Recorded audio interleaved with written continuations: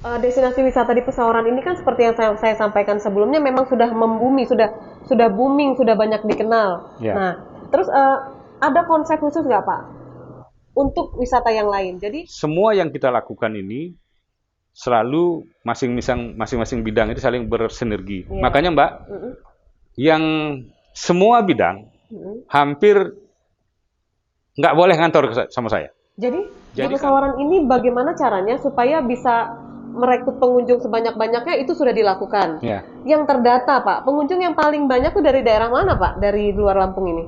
dimanapun, apapun yang kita lakukan terkait dengan pelayanan wisata ini adalah keamanan, kenyamanan.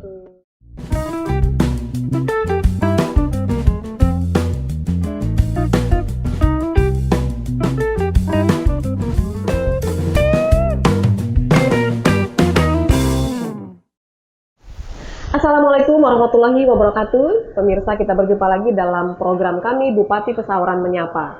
Program ini kerjasama rilis IDTV dengan pemerintah Kabupaten Pesawaran, pemirsa. Dan hari ini narasumber saya adalah Kepala Dinas Pariwisata Kabupaten Pesawaran, ada Bapak Ketut Partayasa. Assalamualaikum Pak. Waalaikumsalam, Sehat Mbak ya Pak Novi. ya?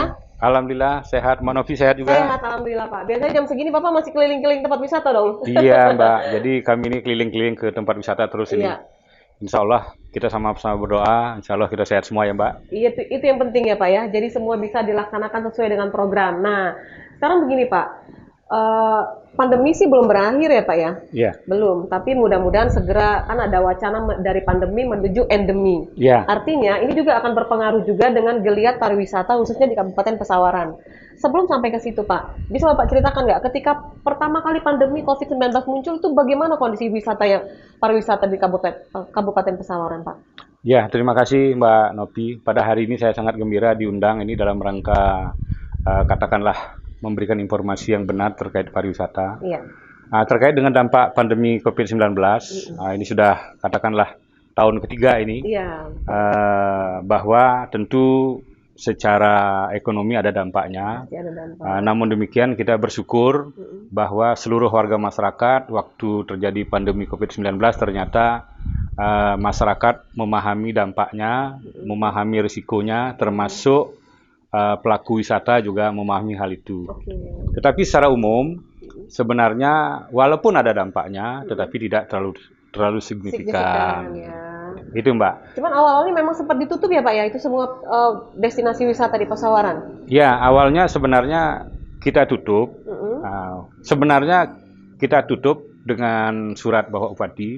Walaupun kita nggak tutup waktu itu, ternyata pengunjung juga paham, menyadari bahwa saat itu lagi terjadi pandemi yang boleh dikatakan luar biasa. Jadi masyarakat pengunjung pun Tidak ternyata datang mereka ya? mengerem diri untuk di rumah. Oh iya iya iya. Oke. Gitu. Pak boleh tahu Pak, kalau secara keseluruhan destinasi wisata yang ada di Pesawaran ini ada berapa banyak ya Pak? Kisarannya? Destinasi wisata ini hampir 100 Mbak. Hampir 100. Hampir 100. Itu terbagi laut. Terbagi dari destinasi yang besar, destinasi pantai dan laut, Oke. dan destinasi namanya yang saya sebut ini OPOD.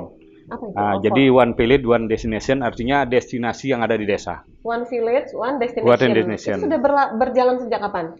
Itu berjalan udah lama itu, sudah sekitar 5 tahun, Mbak. 5 tahun. Oh, oke. 5 tahun. Iya, iya, iya, iya. Jadi desa ini saat ini ada 50 desa yang kita dorong untuk katakanlah punya destinasi wisata yang sudah berjalan sampai saat ini 35. 35. Nah, sebelumnya dari 50 desa itu pemilihannya seperti apa? Kenapa mereka di desa-desa itu ditunjuk masuk dalam program ini, Pak? Memiliki apa gitu mereka? Ya, jadi dari 144 desa Mm-mm. berdasarkan analisis daripada sistem kepariwisataan Oke. yang dikoordinasikan oleh bidang destinasi, bahwa berdasarkan hasil kunjungan, analisis, katakanlah survei, saat ini baru 50 yang memang kita munculkan untuk didorong memiliki destinasi sendiri. Nah, yang lain-lainnya juga sudah berjalan. Oh iya. Sudah berjalan, tapi karena memang masih dalam proses dan sebagainya, jadi yang 50 dulu kita dorong. Oke. Nah, jadi insya Allah kita berharap semua dalam rangka meningkatkan tahap ekonomi masyarakat, 144 itu kita akan dorong untuk memiliki masing-masing destinasi. Oke, jadi memang semuanya itu tinggal bagaimana perjuangan dari masing-masing desa itu untuk memunculkan destinasi di desanya masing-masing ya Pak ya? Iya, Mbak. Dengan segala keunggulannya. Jadi macam-macam itu ya? Betul, Mbak. Oke, dengan berbagai keunggulannya, Mbak. Keunggulannya masing-masing. Pak, pesawaran ini kan dikenal dengan Pahawang punya pesawaran ya? Iya. Iya.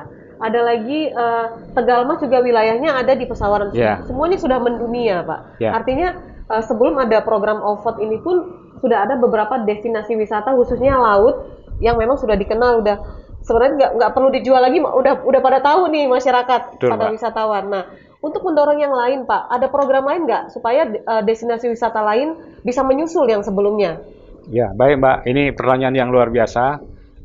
Memang kita klasifikasi dalam rangka mendorong memaksimalkan kunjungan wisata ini. Oke. Pertama kita klasifikasi ada dua, yang besar-besar laut dan pantai, yang ketiga destinasi desa. Nah, seperti Tegal Mas tanpa kita jual juga melalui online dan media massa, itu sudah dikenal, boleh dikatakan mendunia itu. Iya. Nah, sekarang salah satu media massa yang salah satu cara promosi yang efektif kita lakukan adalah memang betul melalui media online, Mbak. Media sosial. Media sosial, dan terus kita dorong bagi destinasi yang besar, laut dan pantai ini yang belum maksimal kita promosikan. Itulah tugas Dinas Pariwisata dalam hal ini sebagai perpanjangan tangan dari pemerintah daerah untuk meningkatkan pendapatan asli daerah melalui pariwisata. Boleh tahu nggak Pak, ini PAD-nya sebenarnya sudah berasa belum sih kalau di pesawaran nih Pak? PAD kita, tugas kita adalah mempromosikan pariwisata untuk mendorong sebanyak-banyaknya masukan PAD ke pemerintah daerah. Siapa memungut itu? Nah, yang memungut itu adalah Bapenda. Bapenda dan Dinas Perhubungan. Dan dalam hal ini, alhamdulillah Mbak Nopi, berkat ridho Allah, saya sudah 5 bulan jadi Kepala Dinas Pariwisata dari Kadis Dukcapil. 3 bulan pertama, September, Oktober, Desember, saya mencoba menggali pariwisata ini bisa nggak memungut PAD sendiri. Ternyata ada celahnya, pendapatan asli daerah yang sah lain-lain. Itu namanya pendapatan asli daerah yang sah lain-lain. Lain-lain. Jadi itu kami tidak setor koordinasi dengan Bapenda, tapi langsung ke BPKAD. Nah, ini terobosan baru, Mbak. Ini terobosan baru, bahkan walaupun kecil, selama ini Dinas Pariwisata belum pernah menghasilkan PAD itu, kami sudah bisa menyumbangkan hampir 30 juta. Nah, untuk ke depan, insya Allah dengan manajemen yang baik, dalam 1 tahun ini mudah-mudahan lebih maksimal lagi. Bisa lebih besar lagi. Ya.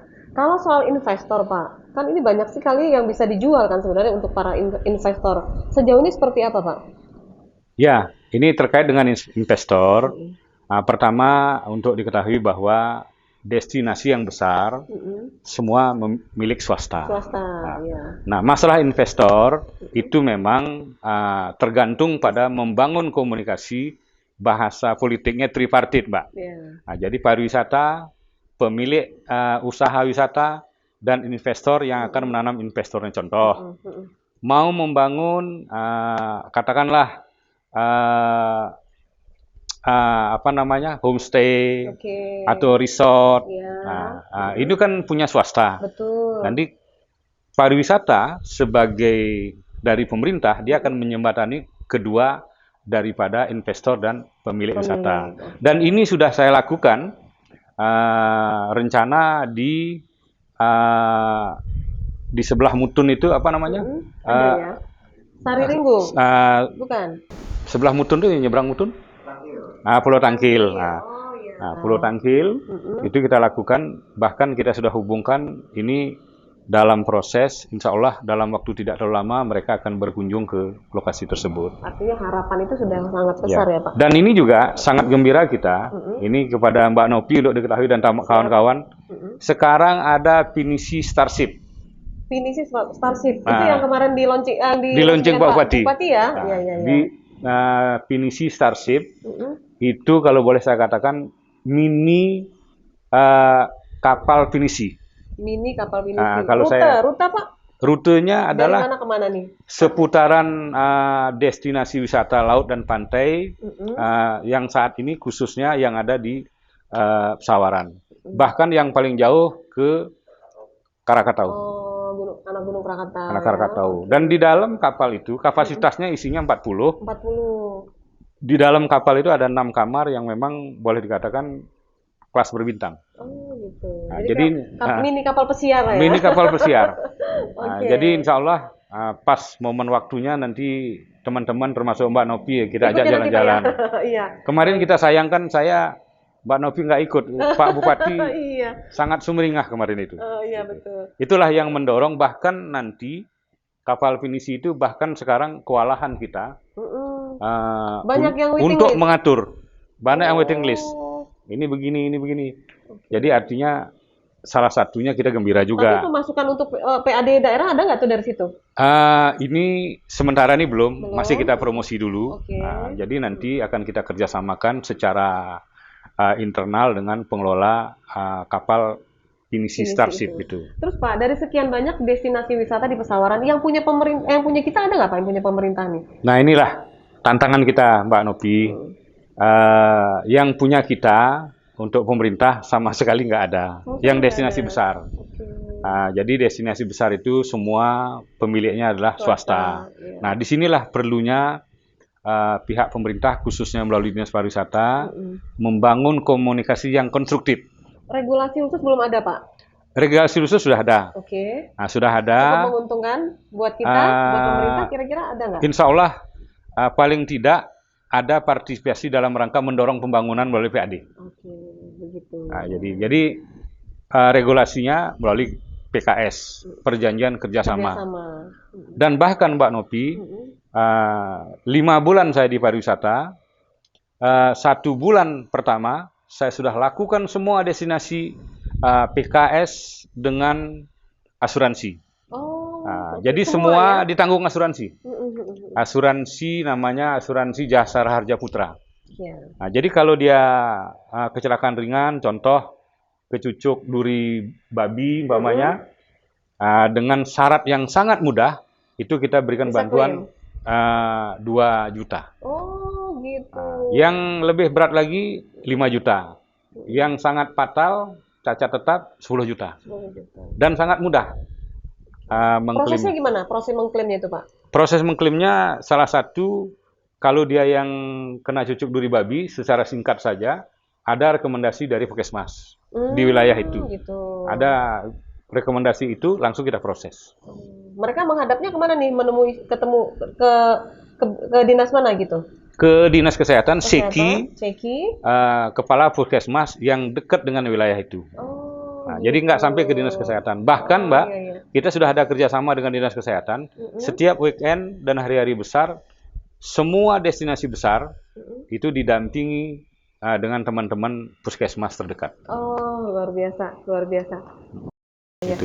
Terus gini Pak, destinasi wisata di Pesawaran ini kan seperti yang saya sampaikan sebelumnya, memang sudah membumi, sudah booming, sudah banyak dikenal. Nah, terus ada konsep khusus nggak Pak untuk wisata yang lain? Jadi kalau kita mau menjual kan harus ada ininya nih, unggulannya apa nih yang lain. Nah, kalau Pesawaran sendiri punya konsep khusus apa nih untuk menarik wisatawan dari luar Lampung terutama? Ya, sebenarnya kalau unggulannya ada berbagai macam, banyak sekali sebenarnya unggulannya. Yang pertama kita jual, kita punya diving.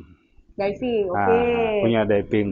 Tidak saja diving itu, kita juga bisa jual kuliner kita. Sudah itu tidak saja itu, kita bisa jual juga kerajinan tapis, dan kita sendiri punya tapis khas Pesawaran.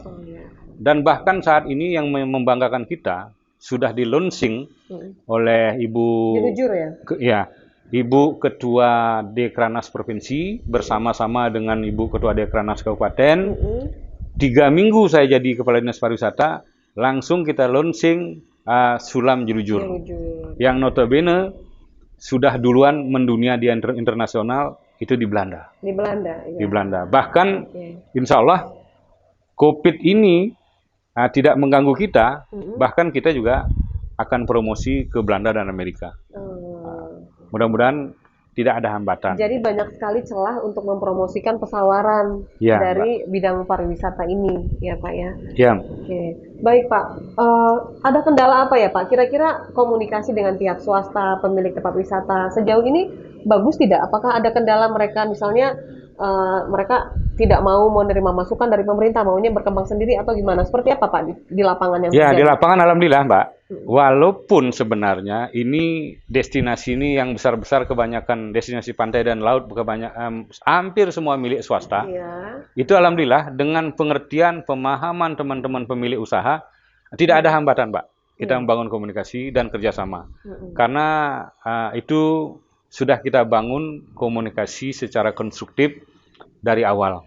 Dan yang baik kita pelihara dan alhamdulillah dari pihak pengelola wisata swasta apapun kebijakan pemerintah itu sangat responsif untuk mendukungnya. Ya. Kita punya tagline apa ya Pak di pariwisata nih? Apa enjoy pesawaran atau apa gitu misalnya? Oh, jadi kita punya branding pesawaran yang itu kita jual ke seluruh Indonesia. Alhamdulillah kita memperoleh juara 2 di Indonesia berdasarkan Perda Bapak Bupati, namanya branding Kabupaten Pesawaran yang disebut Kemilau Pesawaran. Kemilau Pesawaran itu jadi udah berjalan berapa tahun ya sepertinya ya? Ya, Kemilau Pesawaran sudah berjalan 5 tahunan lah, 5 tahun 4 tahun lah gitu. Dan itu dengan dorongan Pak Bupati kita dapat juara 2 se-Indonesia. Ada kategorinya nggak itu Pak? Apa ya? Kategori begini, branding pesawaran salah satu kategori yang kita dapat juara 1 adalah kepala daerah secara terus-menerus mendorong promosi wisata seluruh kabupaten masing-masing. Dalam hal ini Kabupaten Pesawaran. Baik destinasi besar, walaupun itu punya swasta, maupun destinasi desa yang disebut OPOD. One Village, One Destination itu. Nah ini konsentrasinya kemarin, Bapak Bupati sangat mendorong destinasi desa itu untuk selalu dihayu-hayu oleh pemerintah daerah, khususnya melalui Dinas Pariwisata. Gitu Mbak Nopi. Saya kalau berbicara pariwisata, saya sangat senang sekali. Jadi saya semangat. Apalagi udah lama nggak ketemu Mbak Nopi. Iya. Pak, terus ini hal-hal ya dari pemerintah sendiri yang dilakukan untuk terus meningkatkan potensi wisata ini sudah ada. Tapi mungkin kan kita butuh SDM-nya, gitu-gitu. Hal-hal seperti itu ada dari Dinas Pariwisata sendiri, ada program apa Pak? Ya Mbak, ini terima kasih. Ini pertanyaan yang bagus juga. Bagaimana cara meningkatkan SDM di seluruh destinasi wisata? Alhamdulillah, secara berkala, tiap tahun kita melakukan pelatihan teknis terkait dengan customer service lah. Ya, pelayanan. Kita terakhir dan bahkan ini masih berjalan pelatihan guide. Oh ya, itu sangat penting sekali ya. Pelatihan guide. Nah, karena guide ini adalah substansinya tergantung kepada bagaimana membangun komunikasi yang baik. Karena kesannya guide ini kan harus memiliki komunikasi yang efektif. Kemampuan berkomunikasi. Nah, lawan bicaranya siapa, ini bagaimana, sehingga sangat diuntungkan adalah customer. Jadi itu fungsinya kita guide sebagai customer service.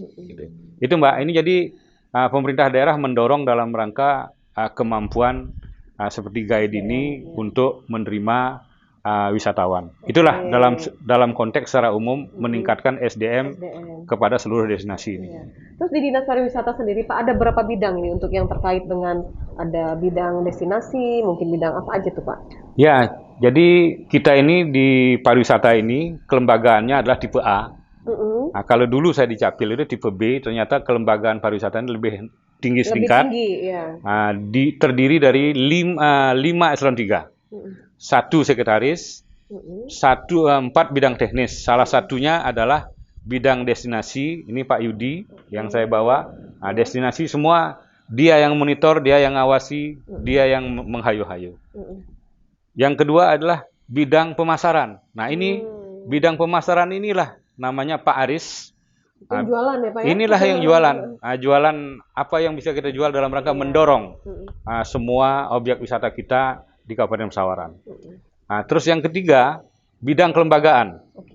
Nah, bidang kelembagaan inilah yang mengatur regulasi apa yang kita lakukan sehingga tidak menyalahi daripada aturan hukum.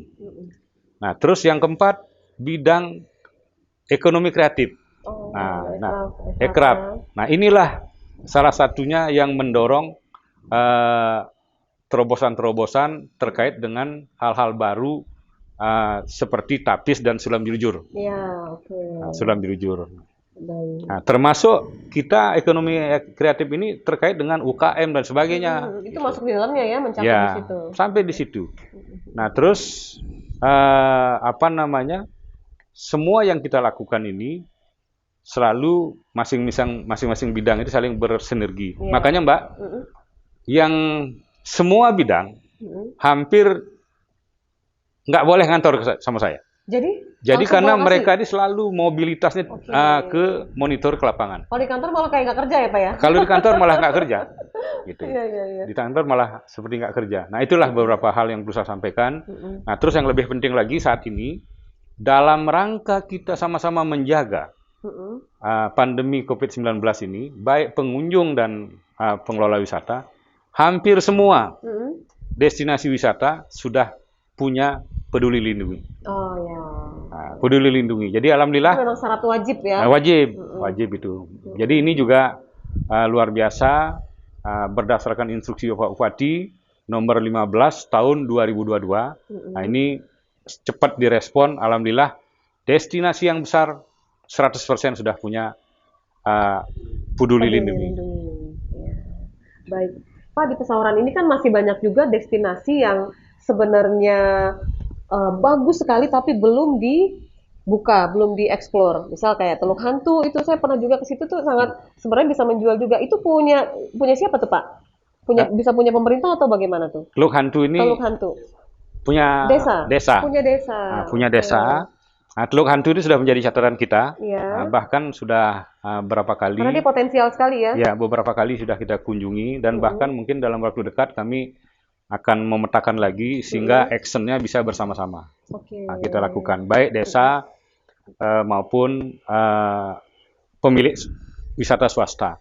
Bahkan Mbak, mohon doa rencana kalau pandemi ini insya Allah kehendak Allah ini semua bisa selesai semua. Kita Agustus ini akan mulai melaksanakan Festival Pahawang. Wah, tahun lalu nggak ada ya? Tahun lalu, 2 tahun yang lalu nggak ada. 2 tahun ya, jadi 2 tahun dia stop. Festival Pahawang ini cukup luar biasa, booming sekali. Ini kita akan laksanakan bulan Agustus tahun 2022. Mudah-mudahan. Pak, melanjutkan tadi yang Bapak sampaikan tentang Festival Pahawang. Ini kan salah satu event besar yang dimiliki oleh Kabupaten Pesawaran. Kesiapan untuk Festival Pahawang tahun 2022 ini seperti apa, Pak? Ya, terima kasih Mbak Novi. Kalau bicara Festival Pahawang, kita patut bersyukur karena 2 tahun ini vakum. Mudah-mudahan tidak ada hambatan lagi berdasarkan arahan Bapak Bupati bahwa kami usulkan bahwa bulan Agustus Festival Pahawang kita laksanakan. Bagaimana teknik pelaksanaannya? Kita semuanya orientasikan kepada CSR. Jadi dengan berbagai langkah-langkah konkret, koordinasi secara bersinergi dengan teman-teman para kepala desa yang memang intent kemarin itu untuk mengikuti Festival Pulau Pahawang. Konsepnya sama nggak Pak dengan tahun sebelumnya? Insya Allah konsepnya berbeda, tetapi sementara belum saya buka dengan Mbak Novi. Kalau saya buka sekarang nanti Mbak Novi ketahuan nanti. Jadi konsepnya berbeda. Ini konsepnya tentu masih ada kesamaan, orientasinya adalah kearifan lokal. Gitu. Terus hal apa yang dilakukan untuk mempromosikan kegiatan ini, terus menjaring pengunjung, punya target juga nggak kira-kira Pak? Ya tentu kita menjaring pengunjung pasti punya target sebanyak-banyaknya. Sudah itu investor juga sebanyak-banyaknya. Sudah itu dengan beberapa agenda juga dengan sebanyak-banyaknya. Tentu yang efektif dan efisien dalam rangka mendorong, mengangkat, menggugah semua masyarakat dan pelaku wisata untuk sama-sama meningkatkan kunjungan wisata. Outputnya, goalnya adalah tidak ada lain dalam rangka meningkatkan perekonomian masyarakat. Judulnya sih namanya Festival Pahawang, tapi tidak hanya Pahawang yang dipromosikan, yang pasti kan? Ya, Gitu. Ya, ini hanya sebagai ikon saja. icon saja. Oke, Nah, baik. Terus Pak, jumlah pengunjung Pak, kalau yang Bapak sudah data dari tahun-tahun sebelumnya itu meningkat tidak Pak? Kalau kita tidak menghitung pandemi ya, ya, kalau dalam kondisi normal. ya. Jadi secara umum, saya lihat datanya dari tahun 2016, Oke. target kita 744.000. Ini boleh dikatakan tercapai. Oh, tercapai. Oke. Dan 2017 928.500 juga ini Masuk ya? tercapai, bahkan ini over capacity sebenarnya. Oh. Yang agak mandek sedikit barangkali dari tahun 2018. Target kita 101.156.867. Sudah itu secara kumulatif saja saya bacakan. Data tahun 2019 1.387.000, 2020 873.829 orang targetnya. Tahun 2021 ini 1.135.000. Nah, dari 4 item terkait dengan pandemi ini ada penurunan 30% lebih. 30% lebih. Dan untuk tahun 2021 kunjungan kita sekitar 885.000. Nah, jadi turun sekitar sekian persen. Nah, itu pun turunnya itu karena kita batasi. Karena pandemi ya? Pandemi kita batasi. Kalau kita biarin naik ini semua.